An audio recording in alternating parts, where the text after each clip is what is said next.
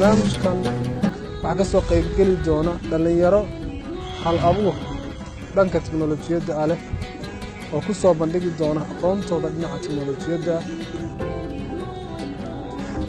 waxaan aan aaminsanahay inaan qaban karo fursadda dariiqada aan ku gaari karna waa sidaa iyo sidaa.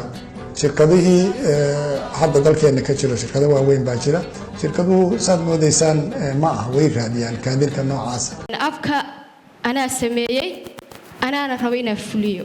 marka waxaan aaminsanahay inay soo baxayso shirkad markay aragto wiilkan ama gabadhan soo bandhigtay isla markiiba ku yabo haysa inay qofka maaqasho.